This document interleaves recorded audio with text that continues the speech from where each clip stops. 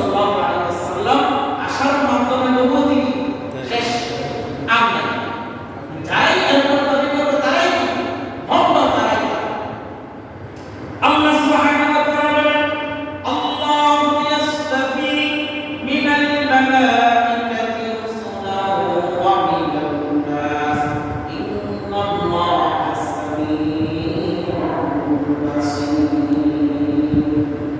আল্লাহ সুবহানাহু ওয়া তাআলা বলেন আমি ফেরেশতাদের মাধ্যমে যাকে ইচ্ছা তাকে দাবি বানাই।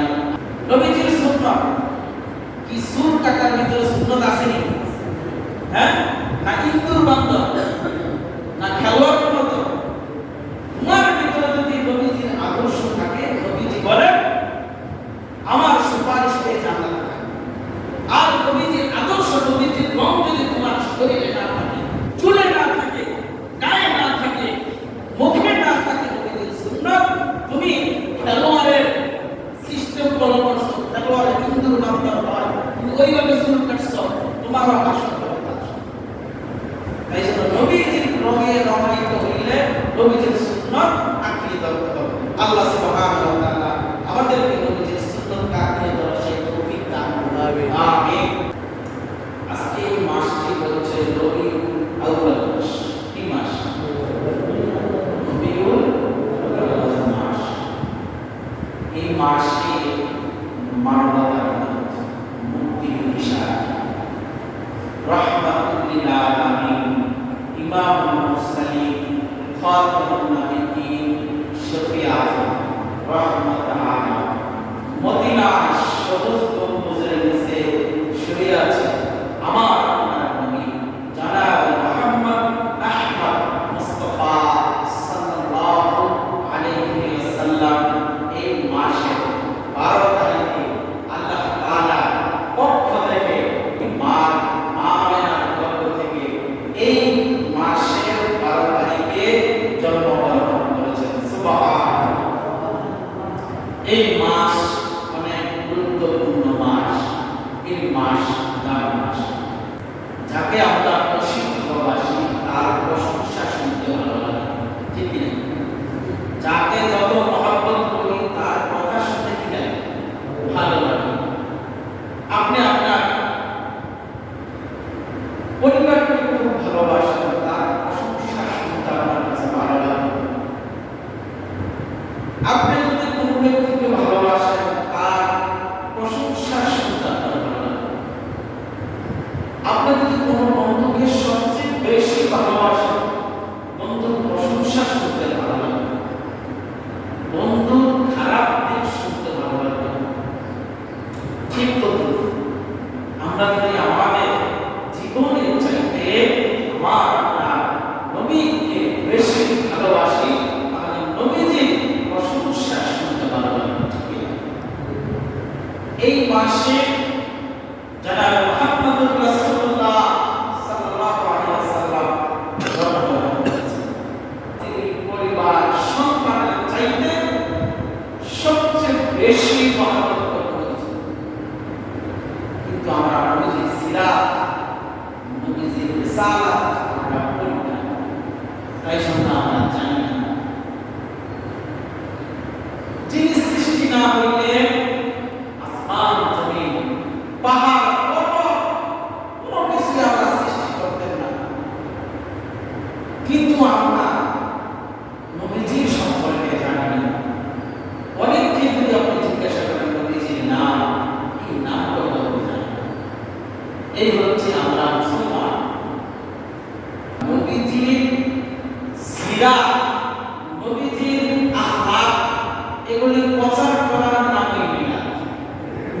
নবীজির জন্মের নাম মিলাদ। মিলাদ আমরা বলি না মিলাদ, কি বলি? নবীজির বয়স হচ্ছে 63 বছর। কয় বছর? 63 বছর হয়ে গেছে। 63 বছরের ভিতরে এই বয়সটাকে দুইবার করছে। কয়বার?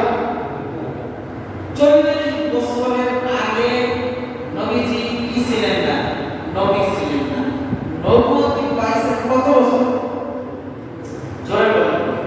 40 বছর। কত বছর? 40 বছর। কিন্তু নবী সাল্লাল্লাহু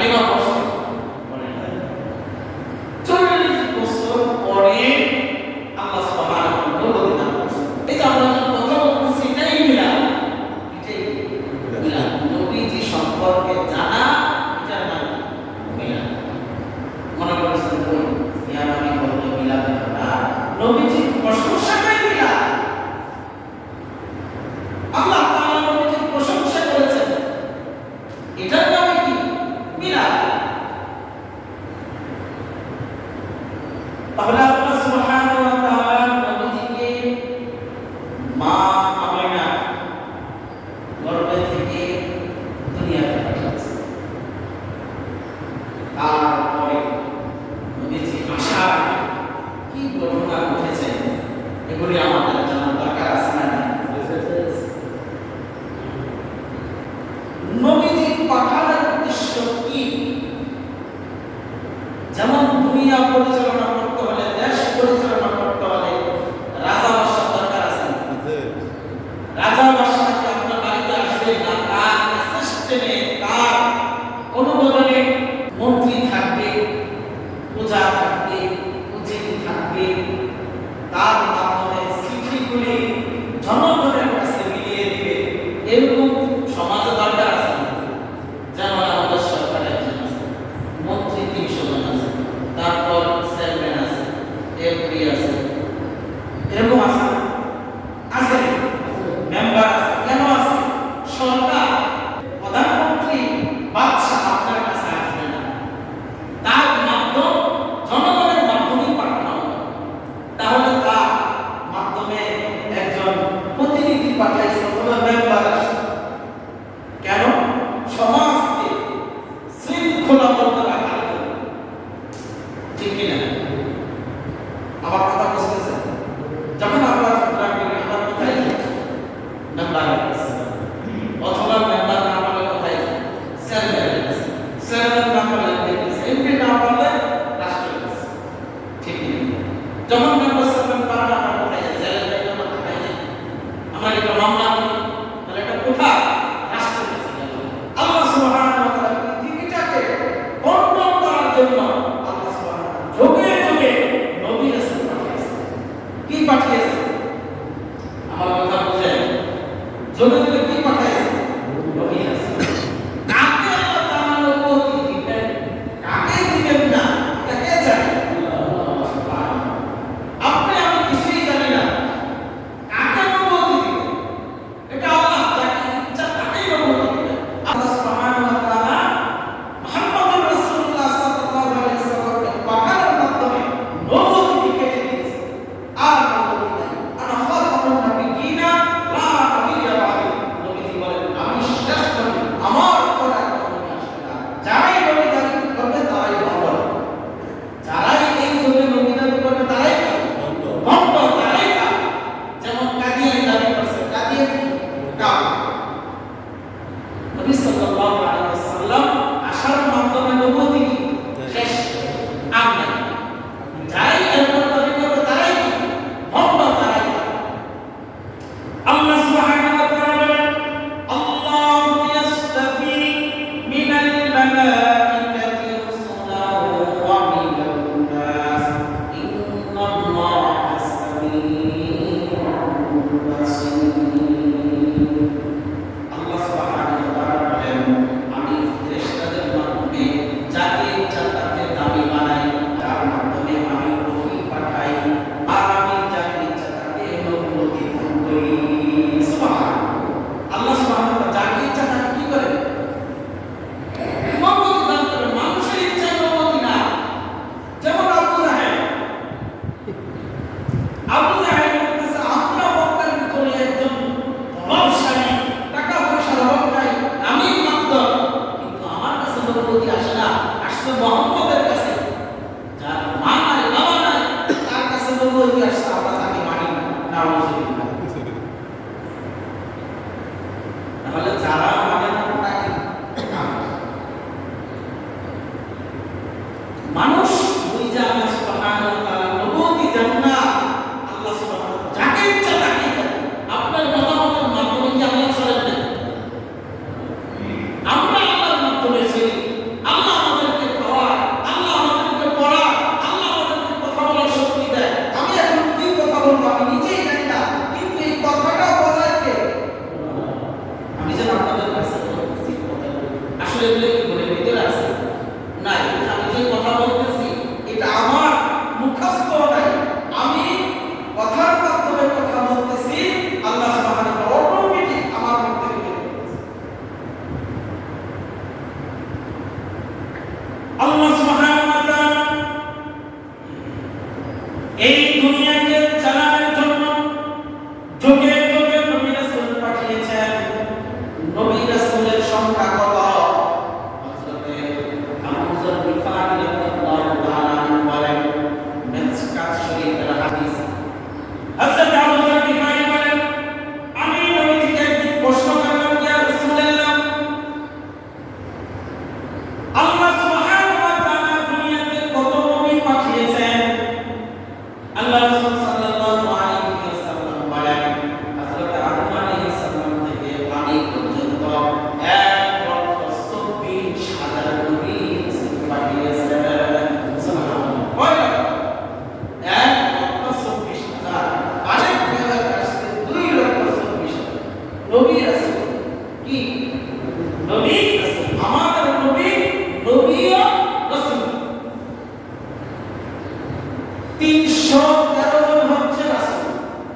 313 জন কি রাসূল অথবা 315 দুইটা হল সবচেয়ে বেশি মত হচ্ছে 313 জন রাসূল পাঠিয়েছেন আর নবী রাসূল মিলা সংখ্যা কত 1,24,000 অথবা 2,24,000 নবী রাসূল আমরা আজকে নবীর সিরাতের মাস এখন থেকে নবীর সিরাত এবং মিলাদ আমরা আলোচনা করব ইনশাআল্লাহ। হযরত আদম আলাইহিস সালাম যখন জান্নাতের ভিতরে ছিলেন 100 বছর থাকার পরে হযরত আদম আলাইহিস সালাম কোন খাইলেন জমিনে পাঠিয়ে দিলেন। কত বছর ছিলেন জান্নাতে 100 বছর। আদম আলাইহিস সালাম বলে আল্লাহ সুবহানাহু ওয়া তাআলা যখন আমার দেহের মাধ্যমে রূহ ফুঁকে দিলেন আমি সর্বপ্রথম তাকিয়ে দেখি আল্লাহর আরশের মুআল্লার ভিতরে লেখা আছে লা ইলাহা ইল্লাল্লাহ মুহাম্মাদুর রাসূলুল্লাহ সাল্লাল্লাহু আলাইহি ওয়াসাল্লাম। চক্ষু খুলে দেখছি কি লেখা লা ইলাহা ইল্লাল্লাহ মুহাম্মাদুর রাসূলুল্লাহ সাল্লাল্লাহু আলাইহি ওয়াসাল্লাম। আল্লাহ আপনি আমাকে আগে সৃষ্টি করেছেন কিন্তু আপনার নাম তো লা ইলাহা ইল্লাল্লাহ তো আপনার পাশে লেখা মুহাম্মাদুর রাসূলুল্লাহ এটা কি সুবহানাল্লাহ এটা কে আল্লাহ বলতেছে আল্লাহ শুধু তাই নয় আমাকে যখন জান্নাতের ভিতরে রেখেছেন আমি জান্নাতের প্রত্যেকটা কাছে কাছে দেখতেছি লা ইলাহা ইল্লাল্লাহ মুহাম্মাদুর রাসূলুল্লাহ শুধু তাই নয় আল্লাহ আমি প্রত্যেকটা কাছে পাতায় পাতায় দেখতেছি লা ইলাহা ইল্লাল্লাহ মুহাম্মাদুর রাসূলুল্লাহ। আল্লাহ শুধু তাই নয় আমাকে যখন জান্নাতের ভিতরে খাবার দিয়েছেন খাবারের ভিতরে দেখি লা ইলাহা ইল্লাল্লাহ মুহাম্মাদুর রাসূলুল্লাহ। আল্লাহ শুধু তাই নয় আমি যখন জান্নাতের খাবার যে প্লেটে এসেছে ওই প্লেটের ভিতরে দেখি লা ইলাহা ইল্লাল্লাহ মুহাম্মাদুর রাসূলুল্লাহ সাল্লাল্লাহু আলাইহি ওয়াসাল্লাম। আদম আলাইহিস সালাম বলল আল্লাহ এত জায়গায় কার নামটা লেখা? আল্লাহ সুবহানাহু ওয়া তাআলা বলল তুমি কি জানো কে এ হচ্ছে আমার বন্ধু আখিরি নবী যাকে সৃষ্টি না করলে আমি সৃষ্টি মানে আদম সৃষ্টি করতাম না। হে আদম যাকে সৃষ্টি না করলে এই পুরা আসমান জমিন কোনো কিছু সৃষ্টি করতাম না। তিনি হচ্ছে আমাদের নবী জনাব মুহাম্মদুর রাসূলুল্লাহ সাল্লাল্লাহু আলাইহি ওয়াসাল্লাম। সুবহানাল্লাহ। আদম আলাইহিস সালাম যখন 100 বছর পরে শয়তানের ধোঁকায় গন্ধব খাইছেন যখন জমিনে আল্লাহ তাআলা পাঠিয়ে দিয়েছেন 100 বছর কান্নাকাটি পরে যখন ক্ষমা পাই না আল্লাহর কাছে দোয়া করব আল্লাহ আমার দেহের ভিতরে দিলেন চোখ খুলে লা ইলাহা ইল্লাল্লাহ মুহাম্মাদুর রাসূলুল্লাহ। আল্লাহ আপনি বলেছেন যাকে সৃষ্টি না করবে আমি আদমকে সৃষ্টি করতেন না। আল্লাহ ইমামে বিসমিল্লাহ আমাকে আপনি মাফ করে দেন। সুবহানাল্লাহ। আল্লাহ তাআলা 100 বছর পরে নবীর নামে বিসমিল্লাহ মাফ করেছেন। সুবহানাল্লাহ। এই হচ্ছে আমার এটার নাম কি মিলাদ? এটার নাম কি মিলাদ? এটা আমরা আলোচনা করতেছি এটার নাম কি মিলাদ। নবী সাল্লাল্লাহু আলাইহি ওয়াসাল্লাম জন্মের আগ থেকেই বিভিন্ন ধরনের অলৌকিক ঘটনা ঘটিয়েছেন। নবীজির বংশটা কেমন ছিল এটা আগে বলি। নবীজির বংশ হযরত আদম আলাইহিস সালাম থেকে নবীজি আব্দুল্লাহর ওরস থেকে মার ডিম্বাণে এসেছে আমেনার গর্ভে। আদম আলাইহিস সালাম থেকে নবীজির বংশের দ্বারা পর্যন্ত কেউ অপকর্মের ভিতর লিপ্ত ছিল না। সুবহানাল্লাহ, কি ছিল না? কোনো অপকর্ম, কোনো গুনাহের ভিতরে, কোনো জিনার ভিতরে ছিল না। আপনি চিন্তা করছেন কোন গোত্র থেকে এসেছে? আদম আলাইহিস সালাম থেকে আব্দুল্লাহ পর্যন্ত তারা এই আব্দুল মুত্তালিব, আব্দুল মানাফ, আব্দুল হাশেম, এই তাদের বংশ থেকে যারা যারা আসছে এর হোক তাদের অপকর্ম, জিনা, গুনাহের ভিতরে লিপ্ত ছিল, এরকম বংশ থেকে আল্লাহ সুবহানাহু ওয়া তাআলা পাঠিয়েছেন। সুবহানাল্লাহ। রোম সম্রাটের বাদশা আবু সুফিয়ানকে জিজ্ঞাসা করছে, তোমরা মুহাম্মদের ব্যাপারে এত কথা বলো, বলো মুহাম্মদের কোন বংশে আসে? আবু সুফিয়ান বলেন, সম্রাট মহারাজ, মিথ্যা বলবো না, মুহাম্মদ এরকম বংশ থেকে আসছে যার বংশের ভিতর কোনো কলঙ্ক নাই, কোনো কেলেঙ্কারি নাই। সুবহানাল্লাহ। আর সবচেয়ে দামি বংশ হাশেম গোত্র, মানে কুরাইশ বংশ, এরকম বংশ থেকে আসছে। আমিনার গর্ভে আসছে জনাব মুহাম্মদ রাসূলুল্লাহ সাল্লাল্লাহু আলাইহি ওয়াসাল্লাম। দুনিয়াতে বসবাস করেন না, মা গর্ভে থেকে পুরা জমিন আলোকিত করে দিয়েছে। সুবহানাল্লাহ। ওয়া মা আরসালনাকা ইল্লা রাহমাতাল লিল আলামিন। নবীজি আমাদের পৃথিবীবাসীর জন্য ছিল রহমত। কি ছিল? রহমত। যখন আমিনার ঘরে আসছেন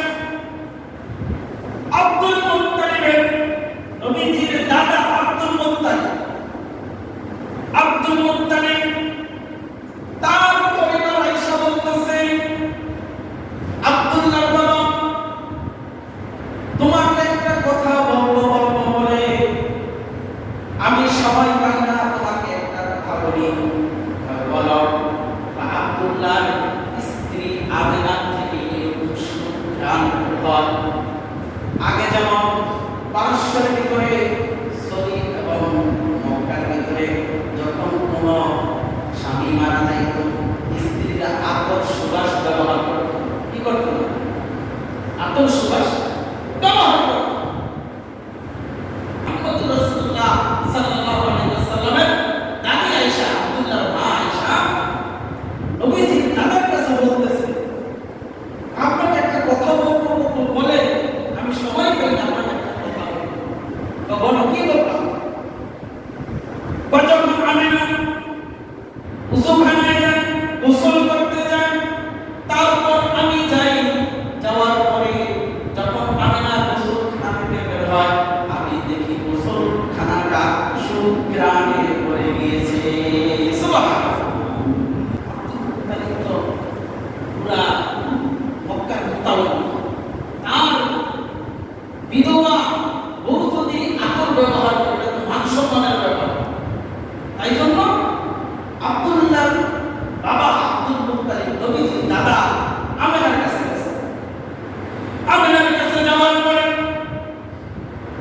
আব্দুল মুত্তালিব বলতেছে, মা আমিনা, তুমি কি আতর ব্যবহার করো? মক্কার গলিতে গলিতে খালি শোনা যায় তুমি নাকি কি আতর ব্যবহার করো, বলো তো কি আতর ব্যবহার করো? আমিনা কিছুই বলল না, সঙ্গে সঙ্গে মুখ থেকে থুতু মাটিতে মুখে পড়লেন। দেখে আব্দুল মুত্তালিব দেখে থুতু থেকে এরকম ঘ্রাণ বের হয়েছে। আব্দুল মুত্তালিব বলে, আল্লাহর কসম, আল্লাহর কসম, আমি তো মক্কার মুতাওয়াল্লি, আমি পারস্য যাই, রুমে যাই, বিভিন্ন দেশে যাই। আমার কাছে মানুষ যখন সন্তান হয়, মানুষ আমার জন্য হাদিয়া নিয়ে আসে। আর আমিনার মুখ থেকে যে ঘ্রাণ আমি দেখেছি, আমি পৃথিবীর সব দেশে আতর ব্যবহার করেছি, আমিনার মুখ থেকে যে ঘ্রাণ বের হয়েছে, নাককে ঘ্রাণই পাই। আমিনা বলতেছে,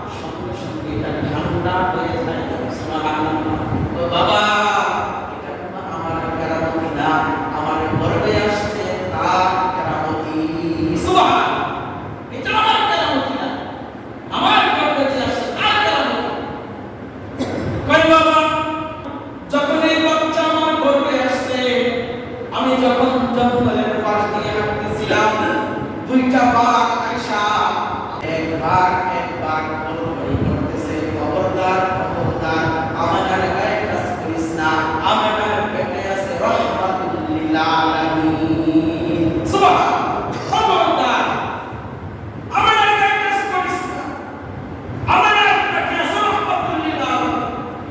সুবহানাল্লাহ, এই নবীর উম্মত আমরা। আমাদের বলে বাবা এখানেই শেষ না, আমি যখন রোদ্রের ভিতরে হাঁটি মনে হয় কি কে যেন আমার মাথার উপরে ছায়া দেয়, আর ছায়া থেকে বলতেছে খবরদার রোদ্র তুই আমাকে কষ্ট দিস না, আমার ঘরের ভিতরে আছে রহমাতুল লিল আলামিন। সুবহানাল্লাহ, আমাকে উত্তপ্ত বালু ঠান্ডা হয় যখন আমি জমিনে হাঁটি, উপরে সূর্যের রৌদ্রতা আমার গরম লাগবে, একটা ছায়া আইসা আমাকে ছায়া দেয়, আর বলে রহমাতুল লিল আলামিনের নাম আছে। তাই যখন মক্কার মেয়েরা কূপ থেকে পানি উঠাবে, কূপের পানি অনেক দূরে, যখন আমি আমেনা যাই, পানি বলতেছে আমেনা তুমি কেন আমার কাছে আসলা, আমাকে বলতা আমি বরস এবং জল করে দিয়ে আসতাম। সুবহানাল্লাহ, পানি বলে আমি তুমি কেন আসলা, আমাকে বলতা আমি পানি দিয়ে তোমার জল গেলাস কলস সব ভরে দিয়ে আসতাম। এই হচ্ছে মিলাদ। মক্কার মেয়েরা বলে যখন আমরা আমেনার সাথে যাই পানি সব উপরে উঠে যায়, আর যখন আমেনার সাথে যাই না সব কূপের পানি সব নিচে চলে যায়, আর পানি বলতে থাকে আমেনার জন্য যেন কষ্ট না হয়, পানি সব উপরে উঠে যায়। সুবহানাল্লাহ, এটার নাম মিলাদ। নবীজির মিলাদ থেকে নবীজির সুন্নাত আঁকড়িয়ে ধরা। আমরা সুন্নতের আলোচনা করতেছিলাম, যেই নবী আমার আপনার জন্য রহমত, যেই নবী দুনিয়ার জন্য রহমত, যেই নবী জান্নাতবাসীদের জন্য রহমত, যেই নবী হাসরের ময়দানের জন্য রহমত, যেই নবী ফুলসিরাতের দ্বারে দাঁড়িয়ে থাকবে তার একটা উম্মত যেন জাহান্নামে না যায়, এই হচ্ছে আমাদের জন্য রহমত। কি আমাদের জন্য রহমত? নবী সাল্লাল্লাহু আলাইহি সাল্লামের সুন্নাতগুলি যদি আমরা দিয়ে ধরি, বেলাল কেন দাবি হইছে বলেন তো? বেলাল দাবি হইছে সুন্নতের কারণে। নবী সাল্লাল্লাহু আলাইহি সাল্লাম যখন মেরাজের রাতে গেলেন, মেরাজ সাইয়া আয়েশা বেলালকে বলতেছে, রে বেলাল তুই কি এমন আমল করস, আমি যখন জান্নাতে যাই আমার আগে আগে কে জানি হাঁটতেছে, আমি জিবরাইলকে বললাম জিবরাইল কে যায় কার জানি হাঁটা, আমার হাঁটাটা চেনা পরিচিত লাগে। জিবরাইল বলল ইয়া রাসূলুল্লাহ এই হাঁটাটা আপনার বেলালের হাঁটা। সুবহানাল্লাহ, কার হাঁটা? বেলালের। জান্নাতে নবীজি মেরাজে গেছে, জান্নাতে ভ্রমণ করতেছে, জান্নাত দেখতেছে, নবীজি আগে আগে কে জানি হাঁটতেছে, নবীজি বলতেছে আমার হাঁটা চিনা চিনা লাগে, একটা কার? জিবরাইল বলল ইয়া রাসূলুল্লাহ বেলাল। সুবহানাল্লাহ, নবীজি আয়েশা বলতেছে এর বেলাল তুমি কি আমল করো, এই আমলের কারণে আজকে তুমি এত দামি হয়ে গেলা। বেলাল বলল ইয়া রাসূলুল্লাহ আমি বেশি আমল করি না, আপনার একটা সুন্নতের উপর আমল করি। সুবহানাল্লাহ, কি একটা সুন্নতের উপরে আমল করি? নবীজি বলল বেলাল বলো কি সুন্নাত? বেলাল বলল যখন আমি অপবিত্র হয়ে যাই, যখন আমার ওযু ছিঁড়ে যায়, সঙ্গে সঙ্গে আমি ওযু কইরা 2 রাকাত নামাজ পড়ি, এটাকে বলা হয় তাহিয়াতুল ওযু। কি বলা হয়? তাহিয়াতুল ওযু নামাজ। যখনই আমি অপবিত্র হয়ে যাই অথবা আমি আমার যৌবন ছাড়ি, যখন আমি অপবিত্র হয়ে যাই তখন ওযু কইরা আয়েশা কি করি? 2 রাকাত নামাজ পড়ি। এই 2 রাকাতের কারণে জান্নাতে বেলাল হাঁটতেছে। সুবহানাল্লাহ, এটা কি সুন্নাত? মাঝে মাঝে পড়ে ওযু করছেন আয়েশা 2 রাকাত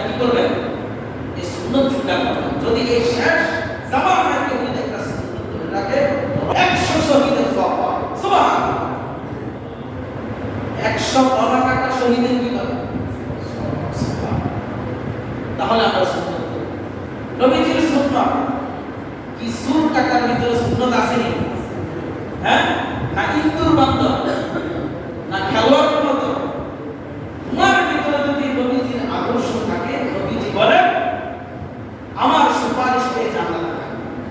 আর নবীজির আদর্শ, নবীজির রং যদি তোমার শরীরে না থাকে, চুলে না থাকে, গায়ে না থাকে, মুখে না থাকে, নবীজির সুন্নাত, তুমি খেলোয়াড়ের সিস্টেম ফলো করছো, খেলোয়াড়ের ইন্দুর বান্দর হয়, তুমি ওইভাবে সুর কাটছো, তোমারও আশা করে থাকছো। তাই জন্য নবীজির রঙে রঙায়িত হইলে নবীজির সুন্নাত আঁকড়ে ধরতে হবে। আল্লাহ সুবহানাহু ওয়া তাআলা